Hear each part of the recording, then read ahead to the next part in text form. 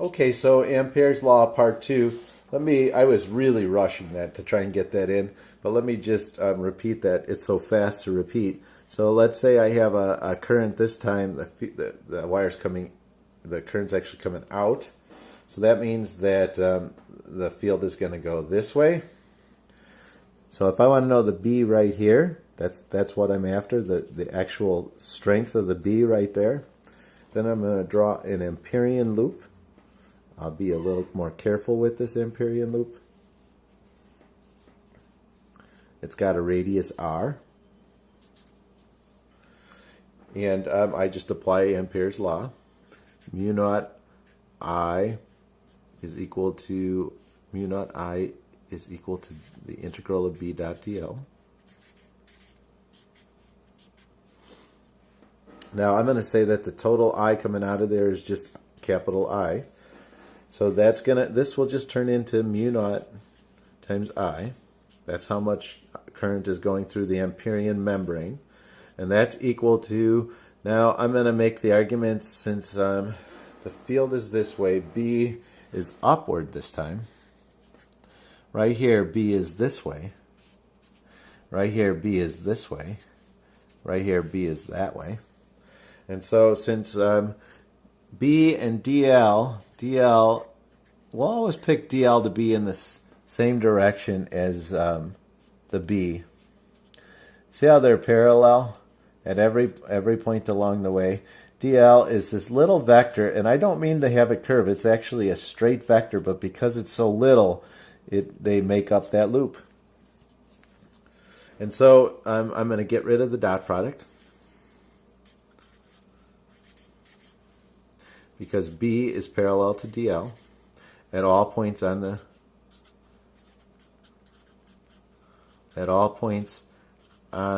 the Amperian loop. AL is Amperian loop. And then since I'm going to make the argument that since you're at the same location at each one of these points, it's the same distance r away from the wire, then I'm going to make the argument that B shouldn't be any different at each point on here as far as magnitude goes, not direction, but magnitude. And so that's why we need symmetry. Without symmetry, we can't make that argument. But because it's symmetric, I can. And so mu naught times I is equal to, I'm going to pull that B out. And now I'm summing up all the DLs. This is saying sum up all the DLs. Oops, we got rid of the vector.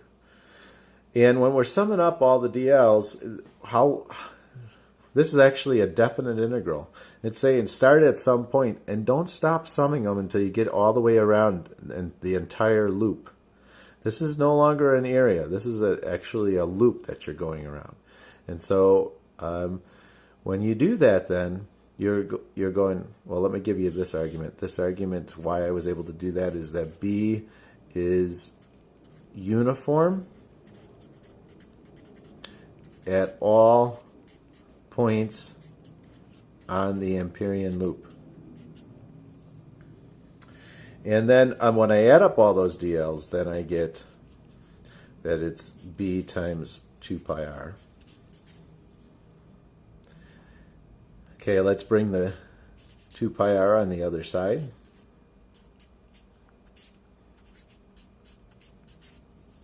And so if I were to graph this, what is B? How does B vary with r? If I were to graph this,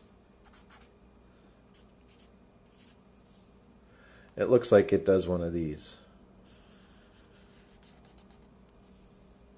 It's like a 1 over x graph. Okay, so that's the basics behind Ampere's law. Now, just like Gauss's law had all sorts of applications to that, so does Ampere's law.